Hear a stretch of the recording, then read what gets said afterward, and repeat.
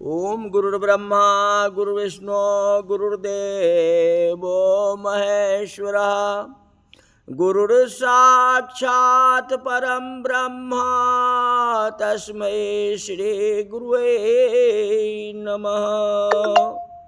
आज भागवत में 5वां स्कंद प्रारंभ होता है। पंचम स्कंद में परमहंसों की कथा आती है। परमहंसों के दो भेद हैं,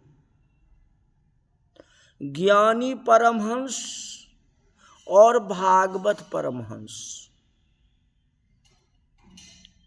दूध में पानी को मिला दो और हंस के आगे रखो तो हंस में ऐसा शक्ति होती है कि वह पानी को छोड़ देता है और दूध को पी जाता है। यह संसार क्या है? जगत में दूध और पानी दोनों मिला हुआ है। इस संसार में, इस जगत में दूध और पानी मिला हुआ है। जड़ और चेतन दोनों एक हो गए। यही तो संसार है। ये शरीर जड़ है और आत्मा चेतन है। जड़ और चेतन दो भिन्न तत्व हैं। भिन्न तत्व होने पर भी एक रूप हो गए। नारियल के अंदर नरेली होती है, गोला, और नरेली के अंदर कोपरा होता है। नारियल के अंदर नरेली होती है और नरेली के अंदर कोपरा होता है। कोपरा में रस है और नरेली में रस नहीं है एक ही चीज। कोपरा में रस है और नरेली में रस नहीं। तो कोपरा और नरेली दोनों भिन्न तत्व हैं। जब तक नारियल में पानी है तब तक नरेली कोपरे को छोड़ती ही नहीं। थोड़ा सा विचार करो तो ध्यान में आएगा। यह शरीर नरेली की जैसा है। शरीर के अंदर जो शुद्ध चेतन आत्मा है वह कोपरे की जैसा है। रस कोपरे में है, नरेली में रस नहीं। कोपरा पाक तब होता है जब नरेली से कोपरा अलग हो जाता है। नारियल में पानी है तब तक नरेली कोपरे को नहीं छोड़ती है, और बहुत गर्मी होती है तो नारियल का पानी सूख जाता है तो नरेली और कोपरा अलग हो जाती है।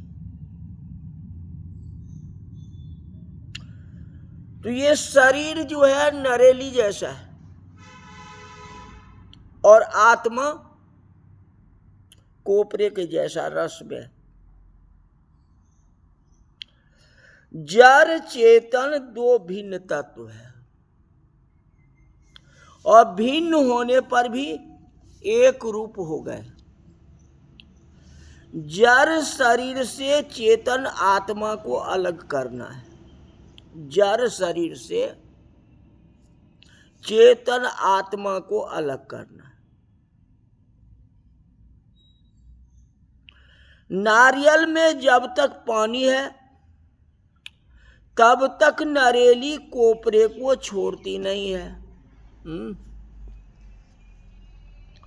संसार का कोई भी सुख मानव को जब तक मीठा लगता है तब तक शरीर से भिन्न आत्मा का दर्शन नहीं होता। सब जानते हैं जो शरीर से आत्मा भिन्न है, फिर भी देह भाव में जीव फंसा हुआ है।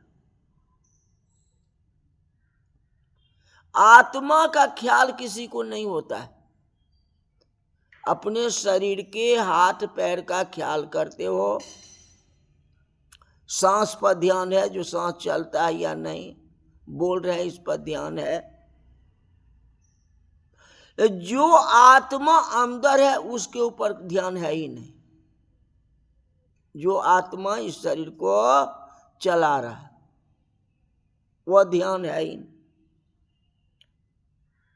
देह भाव का तो नाश करना है,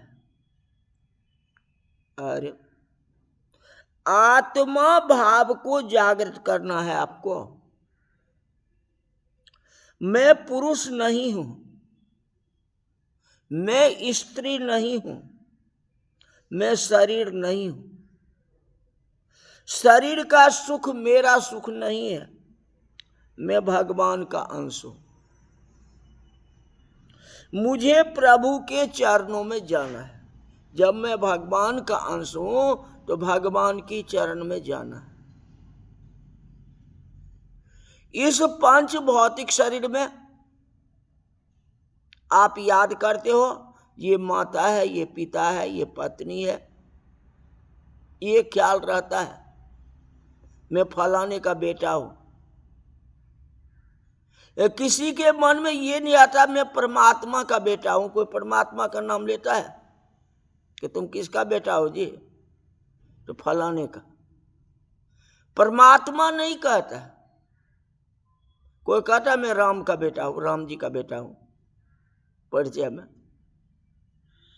तो उस ब्रह्म को नहीं पहचानता। ब्रह्म का अंश मैं हूं ये नहीं समझता, इस पर ध्यान नहीं आता। आपको जब थोड़ी सी फुर्सत मिले तो ऐसा चिंतन करो, मैं शरीर नहीं हूं, शरीर को सुख मेरा सुख नहीं है, मैं पुरुष नहीं हूं, मैं स्त्री नहीं हूं, मैं भगवान का अंश हूं। घर में जाकर के ऐसा बोलना नहीं कि मैं पुरुष नहीं, मैं स्त्री नहीं हूं। ऐसा बोलोगे तो घर में झगड़ा हो जाएगा। बोलना नहीं है, मन में समझना है और देह भाव को भूलना है। ये देह शरीर कुछ भी नहीं है, जो है सो परमात्मा है। मैं परमात्मा का अंश हूं। परमहंस शरीर को आत्मा से अलग कर देते हैं। शरीर जड़ है और आत्मा चेतन है। इन दोनों की गांठ पड़ गई।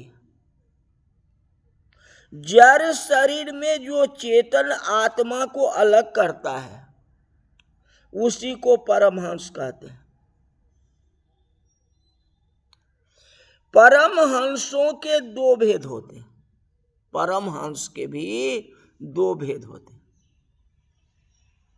ज्ञानी परमहंस और भागवत परमहंस। ज्ञानी परमहंस ऐसा मानते हैं आंखों को जो दिखता है वह क्षण क्षण में बदलता है। जगत सत्य नहीं है। आंख को देखने की शक्ति जिसने दी है वह परमात्मा सत्य है। आंख को जो दिखता है उसका ध्यान छोड़ दो। आंख को देखने की शक्ति जिसने दी है उस परमात्मा का ध्यान करो। जगत तो क्षण क्षण में बदलता है। जगत मिथ्या है और परमात्मा सत्य। हरि ओम तत्सत। जगत मिथ्या है, यह बोलना सरल है, जगत मिथ्या है यह बोलना सरल है, किंतु जगत मिथ्या है यह समझना कठिन है। बोल तो दोगे लेकिन समझना जो है बहुत कठिन है। बोलने में कुछ नहीं लगा, जगत कुछ भी नहीं है, संसार कुछ भी नहीं है। आप आपस में कह दो छोड़ो ये कुछ नहीं है, संसार में कुछ रखा हुआ नहीं है, आप एक दूसरे से बात करते हो ना। लेकिन इस बात को समझना जो है बहुत कठिन है। ये बात अगर समझ जाए तब तो बेड़ा पार हो जाए, बोलने में तो हो जाएगा, लेकिन समझना है इस बात को। श्री शंकराचार्य जी महाराज के बाद में जो आचार्य हुए हैं, जैसे रामानुचार्य जी, श्री माधवाचार्य जी महाराज, वैष्णवाचार्य जी महाराज, जगत को सत्य माना है, जगत को सत्य माना है। साधारण मानव जगत को मिथ्या नहीं समझ सकता, कहते जगत सत्य लगता है। अतः वैष्णवाचार्य ने कहा ये जगत सत्य है, किंतु यह जगत भगवान का है। संसार सत्य है, वास्तविक है, ये संसार है किसका? हम लोगों का नहीं है, ये संसार भगवान का है, उन परमात्मा का है जिन्होंने बिना पिलर का इतना बड़ा आकाश बना दिया। आप अगर 100 गज का मकान बनाओगे तो कम से कम 15-20 पिलर डालोगे तब वो छत होगा। ले भगवान एक भी पिलर नहीं लगाया, संसार है ये बिना पिलर का बना दिया। ये बात तो आपको समझना है ना। ये जगत भगवान का है, तेरा कुछ भी नहीं है। किसी भी निमित्त से जगत का मोह छोड़ दो,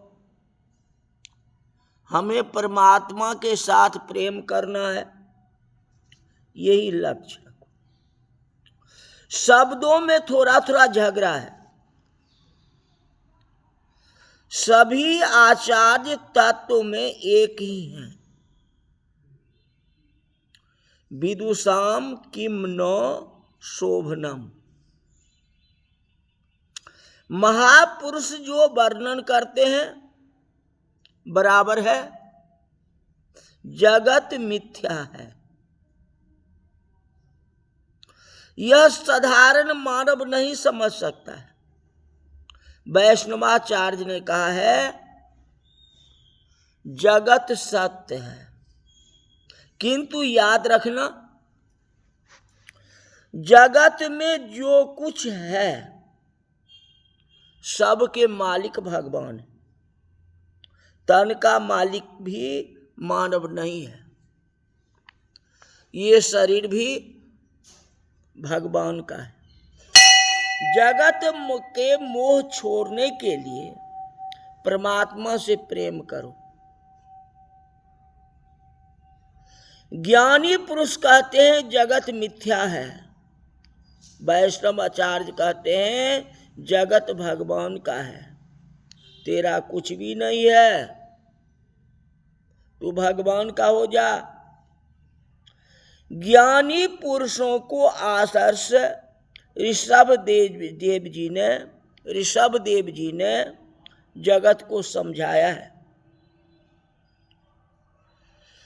उनकी आत्मनिष्ठा हो गई थी।